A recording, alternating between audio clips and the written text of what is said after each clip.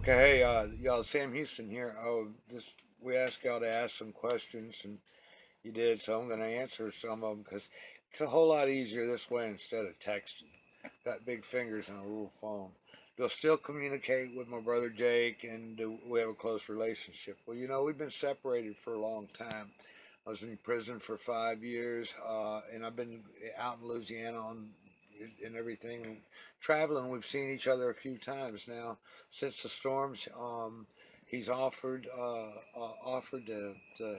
help me out in Las Vegas or out in Henderson, Nevada. Give me so yeah, we're working on our relationship. Thanks for asking.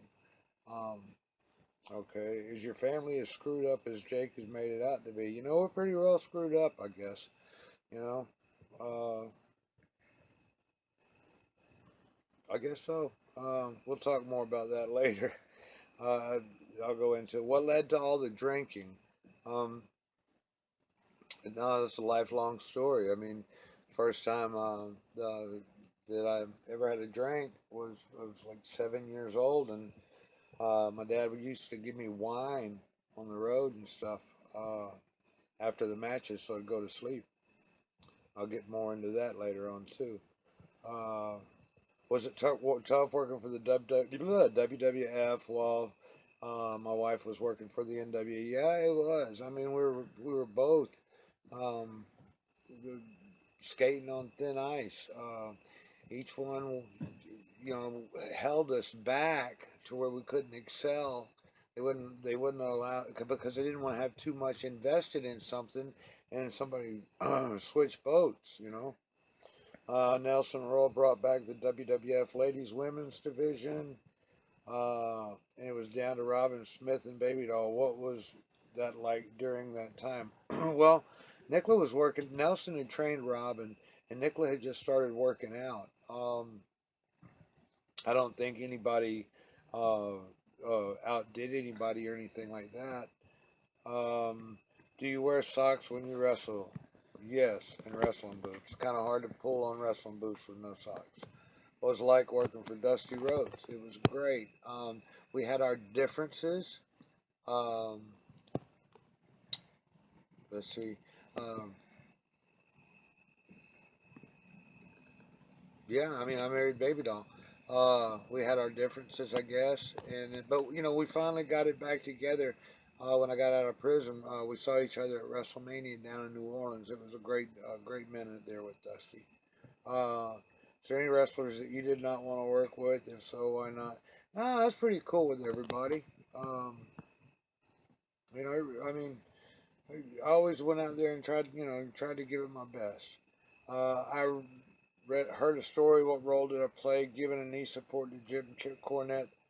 Yeah, he blew his knee out, and I had some. I think it was forced tens, and I gave him one of my knee supports, I believe, to walk out of there. I feel Shawn Michaels stole your gimmick in a way. Do you agree? Eh, I don't think so. I mean, I don't know. I mean, I wore chaps. He wore chaps. Just different stuff. Our styles were, uh, not that similar. I don't think. Was I don't know. I mean, I didn't know Adrian that well. From everything I heard about him, yeah, I heard he was It was an unpleasant time if you were around Adrian Adonis. That's all I can say about that. You all know that. Oh yeah, my sister was kidnapped and murdered. Your family got closed yet? Uh, no, the body was never recovered. She was incinerated. Um, this happened in 1979, November. The lady that did it was a Dallas parole officer. You know, um, it was a rough time. Thank you God bless you too. The NWMA, do you ever miss? Yeah, I miss my fans all the time. And mustard on French fries, that's the way to go, y'all. Would you do it all again? Yeah, but I would change a lot. I don't know if I don't know. I've made some tremendous mistakes and I've lived through them, and it's kind of like the journey that I've been on has been incredible, and I've been faced with everything you possibly face, emotions, and like I said, it's been an incredible ride. It's been an incredible journey, and I've learned so much, and I think I've gone through so much, so I can be there to help other people. Um, no, I didn't purposely ever hurt anybody. Did I, William? Uh, let's see. Working. I like Missouri and Kansas. The timing was nice. I mean, I was newlywed and everything, but the work conditions were horrible. Uh, that's all it is. Best place to eat in Livingston Parish. Uh, the Waffle House in Walker, I think. Get the bacon Texas cheesesteak sandwich with extra bacon, extra cheese, and extra meat. Have grill the onions and the pickles together with the meat, and have them put mustard on it before they cut it. Oh, it's awesome! Best sandwich in the world, yo. Uh, oh, Jamie already wrote that back. Okay, okay. Oh. Okay. Hey, St. Joseph, Missouri. I guess. Oh gosh, what was it? I guess 87. No, 86. What was the question? Pat Rose wanted me to tell the story about the pole match. Oh, All right, we're in St. Joe, Missouri. So they have this bright idea.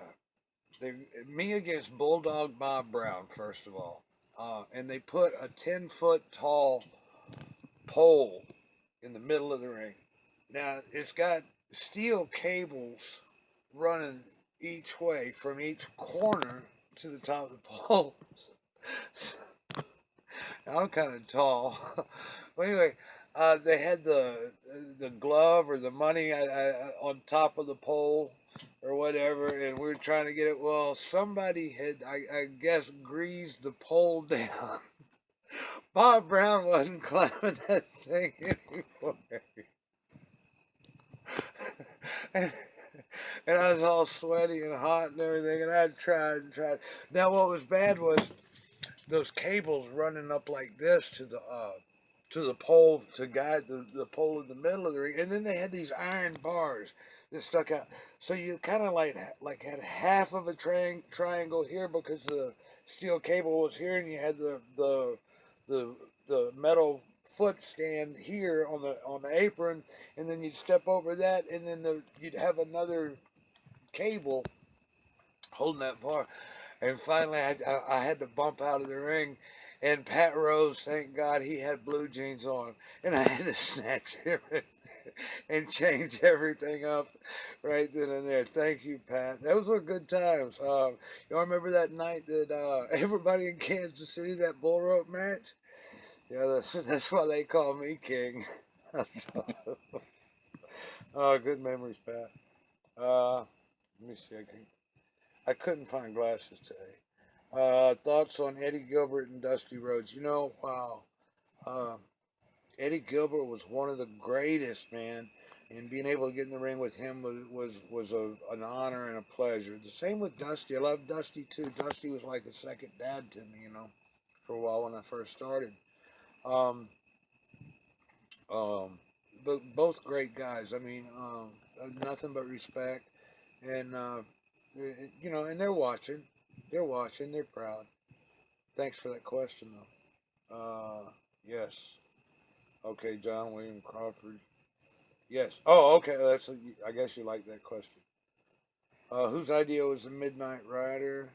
Um, well, it was. I think it was Dusty's deal, but see, everybody at that time, um, Dusty had gone into Atlanta and he'd lost something, loser leave town or something, and he came back in Atlanta. He was Uvalde Slim, and then something happened in Mid South, and Junkyard Dog was Stagger Lee, and this guy was this, and this guy was that.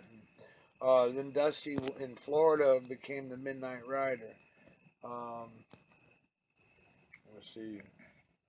No, I didn't want. No, Nicola and I are the best of friends and stuff. So thanks for asking. Though, there's no finer woman in the world, and she has my utmost respect, and I love her with all my heart.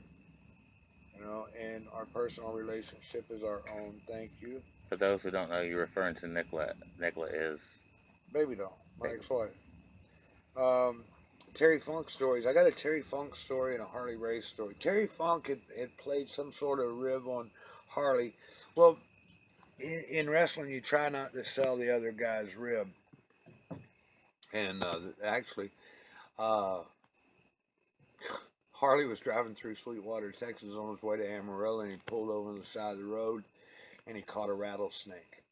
And he took a needle and thread and sat there and sewed this rattlesnake's mouth closed. He got up to Amarillo, he got in, he opened Terry's car door up and threw the rattlesnake under Terry's seat in his car. Terry's leaving the matches.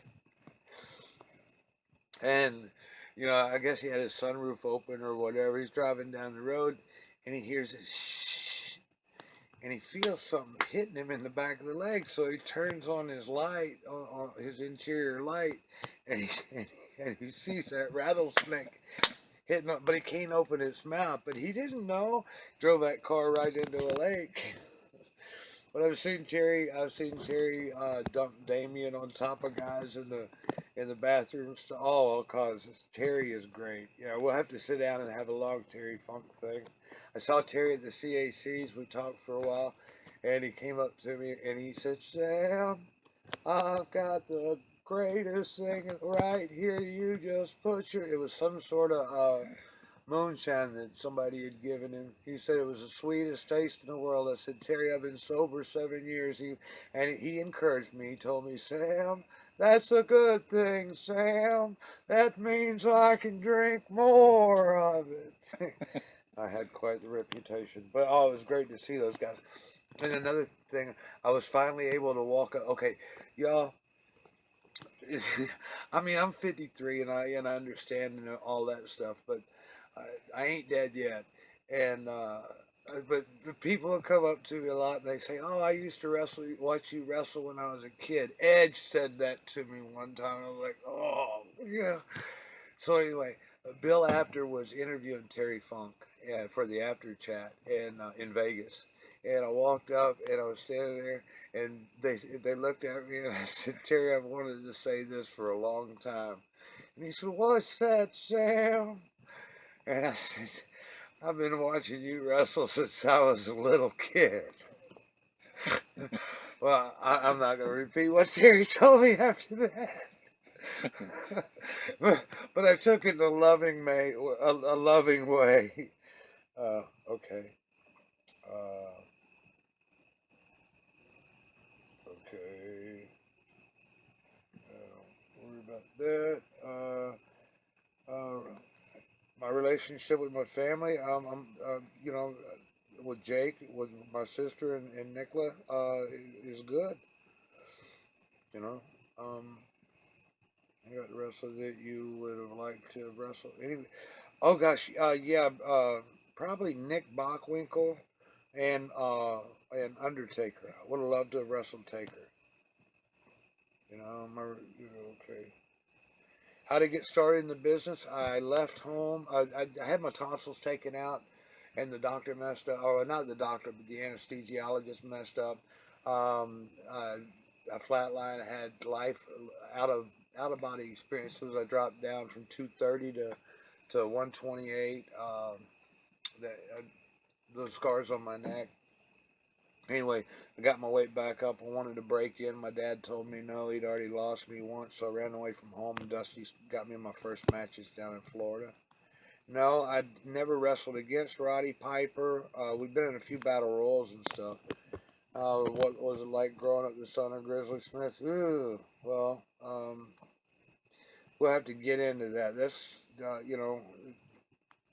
I mean, that's both sides of the fence, and I ain't got nothing to hide, but we ain't got time to do it right now. Dusty different. Dusty was great. He had I guess, leeway in Florida than he did the Carolinas. Um, And am I ever going to wrestle again? Yes, I'm wrestling now.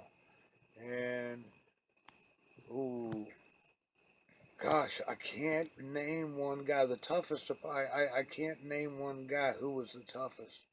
Um, I mean, gosh, I was in there with the greatest. I mean, I even got DDT'd in San Francisco by my own brother. Uh, but I mean, I've been in there with Flair. I've been in with Andre. I've been in with Kurt Hennig, Arn Anderson, Tully Blanchard, uh, Crusher Khrushchev.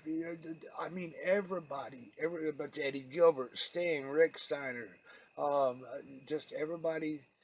I was fortunate in my career to be able to work with the best, and I attribute a lot of what I do to Big Boss Man, uh, Barbarian, Superstar Billy Graham.